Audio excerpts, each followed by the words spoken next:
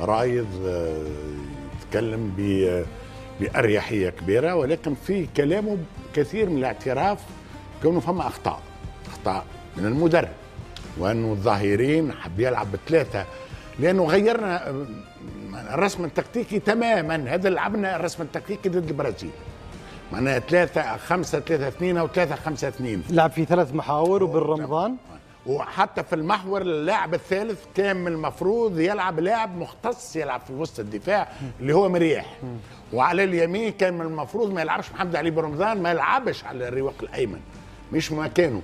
اذا اخطاء قام بها سامي اكيد تلافى. هذا معترف كونه المنافس كان اقوى، معترف كونه ايش قال بالضبط؟ قال لك شوط اول للنسيان، صحيح، معناها للنسيان، معناها هذا جاء اعتراف منه، ما قالش لا لعبنا وعمل، لا قال لك للنسيان.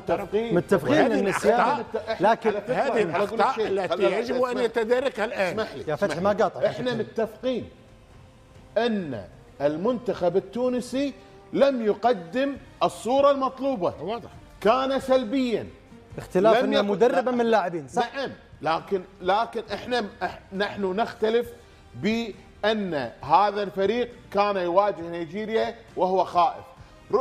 هذا الفريق كان فاقدا للتركيز، والدليل الأكبر على ذلك أن كل الكرات مثل ما أنت تفضلت، سواء العالية المواجهات كلها خسرها الفريق التونسي، لذلك كان ذهنيا غير حاضر، كان غير مركز، اللاعبين دخلوا في حاله من الضياع الذهني. متفقين. لكن لا مو متفقين، لا لكن انا اختلف تماما بان هذا الفريق اليوم كان يخوض المباراه وهو خائف، والدليل على ذلك الدليل لا يوجد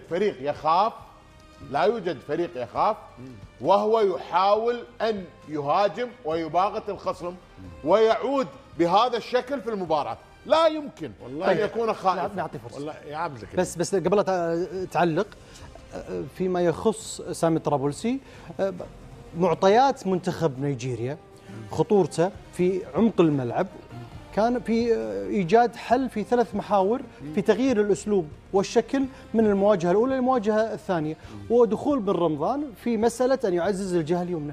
اذا حاول وفق معطيات وقراءه فنيه للخصم لمنتخب نيجيريا القوي.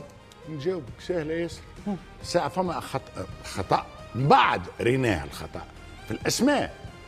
كي تلعب 3 بالمحور، تلعب 3 معتادين يلعبوا في المحور، منهم ياسين مريح يلعب في المحور، فاليري ما يلعبش في المحور. هذا الخطأ الأول في الأسماء، ربما مردود اللاعب ما عطاهش النتيجة اللي كان هو ينتظرها. محمد علي بن رمضان ما لعبش، عمره ما لعب في الرواق الأيمن، خطأ أيضا. ربما مردود محمد علي بن رمضان هو الذي خيب الأمال.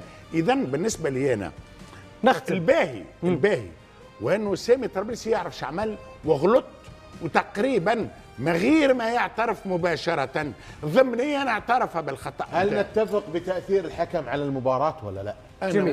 الحكم مرتبه ثانيه، بس نقطه اخيره بس قبل ما نخرج من القصه ديت. انا لا يمكن ان انا احسب الربع ساعه الاخيره فقط للمنتخب التونسي، انا احسبها كمان على المنتخب النيجيري، لان المنتخب النيجيري كمان تراجع، ولازم نكون منطقيين في حكمنا. بالطبع. تراجع المنتخب النيجيري كمان ساعد المنتخب التونسي على التواجد بهذه الصوره في اخر ربع ساعه. سأعود لك صابر عبد الكريم وفتحي بعد ما نوجه السؤال لحسام الدين احمد. الحكم رايك في التحكيم في المباراه وحكم هذه المواجهة؟ أنا بنظر القرار لم يكن صحيح. مثلا أنا أقول أن الحكم لم يكن حاكم. أولا إذا شاهدنا في أظن أن في الطرد، نعم هناك في الحالة الأولى خطأ لا يصل هدف، الخطأ لمصلحة منتخب تونس